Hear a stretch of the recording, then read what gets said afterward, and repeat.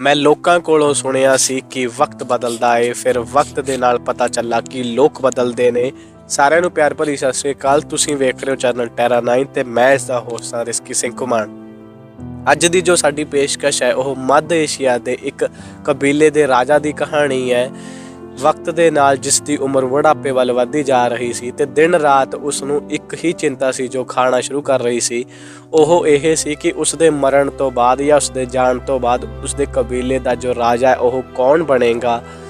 ਕੁਝ ਮਹੀਨੇ ਬੀਤਣ ਤੋਂ ਬਾਅਦ ਇੱਕ ਦਿਨ ਉਹ ਆਪਣੀ ਰਾਜ ਸਭਾ ਦੇ ਵਿੱਚ ਜਾਂਦਾ ਤੇ ਇਹ ਐਲਾਨ ਕਰਦਾ ਕਿ ਤੁਹਾਡੇ ਵਿੱਚੋਂ ਜਿਸ ਨੂੰ ਵੀ ਇਹ ਲੱਗਦਾ ਹੈ ਕਿ ਮੇਰੇ ਜਾਣ ਤੋਂ ਬਾਅਦ ਉਹ ਮੇਰੇ ਰਾਜ ਨੂੰ ਸੰਭਾਲ ਸਕਦਾ ਹੈ ਜਾਂ ਮੇਰੇ ਮਰਨ ਤੋਂ ਬਾਅਦ ਰਾਜਾ ਬਣਨ ਦੇ ਕਾਬਲ ਹੈ, ਉਹ ਇੱਕ ਇੱਕ ਕਰਕੇ ਸਾਰਿਆਂ ਤੋਂ ਅੱਗੇ ਆਵੇ।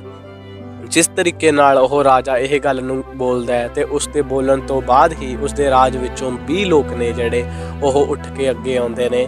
ਹੁਣ ਇੱਥੇ ਹੈਰਾਨ ਕਰਨ ਵਾਲੀ ਗੱਲ ਇਹ ਹੈ ਕਿ ਉਹਨਾਂ ਦੇ ਵਿੱਚੋਂ 19 ਲੋਕ ਉਹ ਹੁੰਦੇ ਨੇ ਜਿਨ੍ਹਾਂ ਦੀ ਉਮਰ 20 ਸਾਲ ਤੋਂ ਲੈ ਕੇ 35 ਸਾਲ ਦੀ ਉਮਰ ਤੱਕ ਦੀ ਹੁੰਦੀ ਹੈ, ਪਰ 20ਵਾਂ ਇਨਸਾਨ ਹੈ ਜੋ ਉਹ 11 ਸਾਲ ਦਾ ਇੱਕ ਛੋਟਾ ਜਿਹਾ ਬੱਚਾ ਹੁੰਦਾ ਹੈ, ਜਿਸ ਨੂੰ ਦੇਖ ਕੇ ਸਾਰੇ ਰਾਜ ਦੇ ਜਿਹੜੇ ਲੋਕ ਨੇ ਉਹ ਹੱਸਣ ਲੱਗ ਜਾਂਦੇ ਨੇ ਕਿ ਇਸ ਬੱਚੇ ਵਿੱਚ ਇਹੋ ਜਿਹੀ ਕਿਹੜੀ ਕੁਆਲਿਟੀ ਹੈ ਜਾਂ ਕਿਹੜਾ ਗੁਣ ਹੈ ਜਿਸ ਦੇ ਨਾਲ ਇਸ ਨੂੰ ਲੱਗਦਾ ਹੈ ਉਹ ਰਾਜਾ ਬਣਨ ਦੇ ਕਾਬਲ ਹੈ। ਪਰ ਖੈਰ, ਰਾਜਾ ਬਿਨਾਂ ਭੇਦਭਾਵ ਕਰੇ ਉਹਨਾਂ ਨੂੰ ਇੱਕ ਇੱਕ ਕਰਕੇ ਆਪਣੇ ਕੋਲ ਬੁਲਾਉਂਦਾ ਹੈ ਤੇ ਉਹਨਾਂ ਦੇ ਹੱਥ ਦੇ ਵਿੱਚ ਇੱਕ ਛੋਟਾ ਜਿਹਾ ਬੀਜ ਰੱਖਦਾ ਹੈ ਜੋ ਕਿ ਕਿਸੇ ਪੌਦੇ ਦਾ ਬੀਜ ਹੁੰਦਾ ਹੈ ਤੇ ਇਹ ਕਹਿੰਦਾ ਕਿ ਇਸ ਬੀਜ ਨੂੰ ਆਪਣੇ ਘਰੇ ਲੈ ਕੇ ਜਾਓ। 1 ਮਹੀਨਾ 2 ਮਹੀਨਾ ਜਦੋਂ ਤੁਹਾਨੂੰ ਲੱਗਦਾ ਕਿ ਤੁਹਾਡਾ ਜੋ ਬੀਜ ਹੈ ਉਸ ਦਾ ਬੂਟਾ ਹਰਾ ਹੋ ਚੁੱਕਿਆ ਜਾਂ ਉਸ 'ਤੇ ਫੁੱਲ ਜਾਂ ਫਲ ਲੱਗ ਚੁੱਕਿਆ ਹੈ ਤਾਂ ਉਸ ਨੂੰ ਮੇਰੇ ਕੋਲੇ ਲੈ ਕੇ ਆਓ। ਜਿਸ ਦਾ ਬੂਟਾ ਸਭ ਤੋਂ ਜ਼ਿਆਦਾ ਵਧੀਆ ਹੋਏਗਾ ਜਾਂ ਵਧੀਆ ਦੇਖਭਾਲ ਕਰਕੇ ਉਸਨੇ ਸੰਭਾਲਿਆ ਹੋਵੇਗਾ, ਮੈਂ ਉਸ ਨੂੰ ਆਪਣਾ ਜੋ ਰਾਜਾ ਉਹ ਘੋਸ਼ਿਤ ਕਰ ਦੇਵਾਂਗਾ।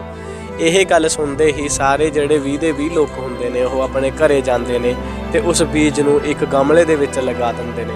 ਹੁਣ ਵਕਤ ਬੀਤਦਾ ਹੈ 10 ਤੋਂ 15 ਦਿਨ, 15 ਤੋਂ ਮਹੀਨਾ। ਹਰ ਰੋਜ਼ ਉਹ ਇੱਕ ਇੱਕ ਕਰਕੇ ਸਵੇਰੇ ਉੱਠਦੇ ਨੇ ਤੇ ਆਪਣੇ ਬੀਜ ਨੂੰ ਪਾਣੀ ਦਿੰਦੇ ਨੇ। ਜਿਸ ਤਰੀਕੇ ਨਾਲ ਉਹ ਹਰੇ ਹੁੰਦੇ ਨੇ ਤੇ ਉਹਨਾਂ ਨੂੰ ਵਕਤ ਦੇ ਨਾਲ ਧੁੱਪ ਵੀ ਲਗਾਉਂਦੇ ਨੇ।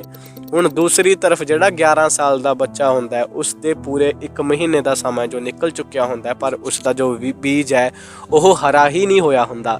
ਉਸ ਨੂੰ ਬਹੁਤ ਚਿੰਤਾ ਜੋ ਸਤਾ ਰਹੀ ਹੁੰਦੀ ਹੈ। ਹੁਣ ਉਹ ਹਰ ਰੋਜ਼ ਸਵੇਰੇ ਉੱਠਦਾ ਹੈ, ਪਾਣੀ ਦਿੰਦਾ ਹੈ, ਵਕਤ ਦੇ ਨਾਲ ਧੁੱਪ ਲਗਾਉਂਦਾ, ਪਰ ਜੋ ਬੀਜ ਹੈ ਉਹ ਹਰਾ ਹੋਣ ਦਾ ਨਾਮ ਹੀ ਨਹੀਂ ਲੈ ਰਿਹਾ ਹੁੰਦਾ। ਹੁਣ ਇਸੇ ਤਰੀਕੇ ਨਾਲ ਕਰਦੇ ਕਰਦੇ 2 ਮਹੀਨੇ ਨੇ ਜਿਹੜੇ ਨਿਕਲ ਜਾਂਦੇ ਨੇ ਤੇ ਉਹ ਦਿਨ ਆ ਜਾਂਦਾ ਜਦੋਂ ਰਾਜੇ ਅੱਗਰ ਸਾਰਿਆਂ ਬੰਦਿਆਂ ਨੇ ਆਪਣੇ ਆਪਣੇ ਗਮਲੇ ਲੈ ਕੇ ਜਾਣੇ ਹੁੰਦੇ ਨੇ ਤੇ ਆਪਣੇ ਬੂਟਿਆਂ ਨੂੰ ਦਿਖਾਉਣਾ ਹੁੰਦਾ ਹੈ ਕਿ ਕਿਸ ਦਾ ਬੂਟਾ ਹੈ ਜਿਹੜਾ ਸਭ ਤੋਂ ਵਧੀਆ ਹੋਇਆ ਹੈ, ਜਿਸ ਨੂੰ ਦੇਖ ਕੇ ਰਾਜਾ ਹੈ ਜਿਹੜਾ ਉਹਨਾਂ ਦੇ ਵਿੱਚੋਂ ਇਹ ਐਲਾਨ ਕਰ ਸਕੇ ਕਿ ਮੇਰੇ ਜਾਣ ਤੋਂ ਬਾਅਦ ਕੌਣ ਹੈ ਜੋ ਰਾਜਾ ਬਣਨ ਦੇ ਕਾਬਲ ਹੈ। ਹੁਣ ਰਾਜਾ ਇੱਕ ਇੱਕ ਕਰਕੇ ਸਾਰਿਆਂ ਦੇ ਬੂਟਿਆਂ ਨੂੰ ਵੇਖਦਾ ਹੈ, ਜਿਸ ਤਰੀਕੇ ਨਾਲ ਉਹਨਾਂ ਨੇ ਦੇਖਭਾਲ ਕੀਤੀ ਹੁੰਦੀ ਹੈ ਤੇ ਉਹਨਾਂ ਦੀ ਪ੍ਰਸ਼ੰਸਾ ਕਰਦਾ ਹੈ।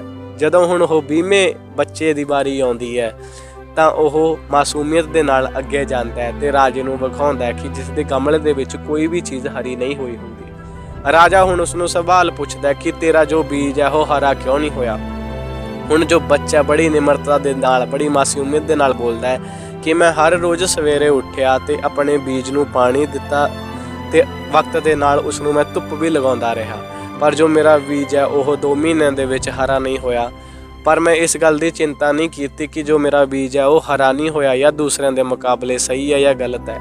ਜਿਸ ਤਰੀਕੇ ਦਾ ਵੀ ਨਤੀਜਾ ਜੋ ਮੇਰੇ ਸਾਹਮਣੇ ਆਇਆ, ਮੈਂ ਉਸ ਗਮਲੇ ਨੂੰ ਲੈ ਕੇ ਤੁਹਾਡੇ ਅੱਗੇ ਪੇਸ਼ ਹੋ ਗਿਆ। ਹੁਣ ਜੋ ਰਾਜਾ ਸੀ ਇਹ ਗੱਲ ਸੁਣਦੇ ਹੀ ਉਸਨੇ ਪੂਰੇ ਰਾਜ ਦੇ ਵਿੱਚ ਇਹ ਘੋਸ਼ਣਾ ਕਰ ਦਿੱਤੀ ਕਿ ਮੇਰੇ ਮਰਨ ਤੋਂ ਬਾਅਦ ਜਿਹੜਾ ਇਹ ਬੱਚਾ ਹੈ ਉਹ ਮੇਰੇ ਰਾਜ ਦਾ ਰਾਜਾ ਬਣਨਾ ਚਾਹੀਦਾ ਹੈ। ਇਹ ਗੱਲ ਸੁਣਦੇ ਹੀ ਪੂਰੇ ਰਾਜ ਦੇ ਵਿੱਚ ਹਲਚਲ ਮਚ ਗਈ। ਜਿਹੜੇ 19 ਲੋਕ ਨੇ ਉਹ ਰਾਜੇ ਨੂੰ ਸਵਾਲ ਪੁੱਛਣ ਲੱਗੇ ਕਿ ਜਿਹੜੇ ਸਾਡੇ ਬੂਟੇ ਨੇ ਉਹ ਇੰਨੇ ਵਧੀਆ ਹਰੇ ਭਰੇ ਸੀ, ਉਹਨਾਂ 'ਤੇ ਫੁੱਲ ਤੇ ਫਲ ਲੱਗੇ ਹੋਏ ਸੀ, ਪਰ ਤੂੰ ਇਸ ਬੱਚੇ ਨੂੰ ਹੈ ਜਿਹੜਾ ਉਹ ਰਾਜਾ ਬਣਨ ਦਾ ਕਿਉਂ ਐਲਾਨ ਕਰ ਰਹੇ ਹੈ। ਇਹ ਗੱਲ ਸੁਣਦੇ ਹੀ ਰਾਜਾ 1 ਮਿੰਟ ਨਹੀਂ ਲਗਾਉਂਦਾ ਤੇ ਉਹ ਸਾਰਿਆਂ ਦੇ ਅੱਗੇ ਕਹਿੰਦਾ ਹੈ ਕਿ ਜਿਹੜੇ 20 ਦੇ 20 ਬੀਜ ਸੀਗੇ ਮੈਂ 20 ਦੇ 20 ਲੋਕਾਂ ਨੂੰ ਦਿੱਤੇ ਸੀਗੇ, ਉਹਨਾਂ ਸਾਰਿਆਂ ਨੂੰ ਅੱਗ ਦਾ ਸੇਕ ਲੱਗਿਆ ਹੋਇਆ ਸੀਗਾ ਕਿ ਜਿਹੜੇ ਬੀਜ ਹਰੇ ਹੋਣ ਦੇ ਮੁਮਕਿਨ ਹੀ ਨਹੀਂ ਸਨ।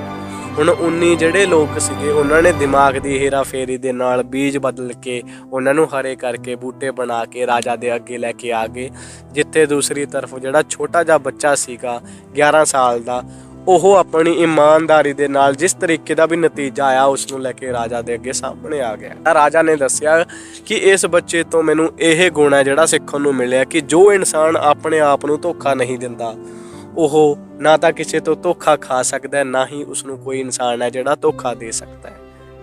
ਇਹੀ ਕਹਾਣੀ ਹੈ ਜੋ ਸਾਨੂੰ ਇਹ ਸਬਕ ਦਿੰਦੀ ਹੈ। ਆਪਣੀ ਜ਼ਿੰਦਗੀ ਦੇ ਵਿੱਚ ਤੁਸੀਂ ਸਿਰਫ ਮਿਹਨਤ ਕਰੋ।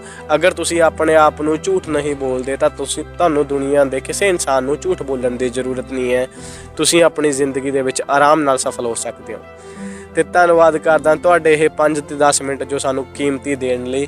ਇਸੇ ਤਰੀਕੇ ਨਾਲ ਸਾਡੀਆਂ ਆਉਣ ਵਾਲੀਆਂ ਵੀਡੀਓ ਨੇ ਜਿਹੜੀਆਂ ਵੇਖਦੇ ਰਹੋ, ਜੋ ਕਿ ਤੁਹਾਡੀ ਜ਼ਿੰਦਗੀ ਦੇ ਵਿੱਚ ਤੁਹਾਨੂੰ ਸਫਲ ਬਣਾਉਣਗੀਆਂ, ਕੁਝ ਹੌਸਲੇ ਦੇ ਨਾਲ, ਕੁਝ ਹਾਸ ਦੇ ਨਾਲ। ਧੰਨਵਾਦ ਤੁਹਾਡਾ ਅਗੇਨ। ਤੁਸੀਂ ਵੇਖ ਰਹੇ ਹੋ ਚੈਨਲ ਟੈਰਾ 9 ਤੇ ਮੈਂ ਇਸ ਦਾ ਹੋਸਟ ਹਾਂ ਰਿਸ਼ਕੀ ਸਿੰਘ ਕੁਮਾਰ।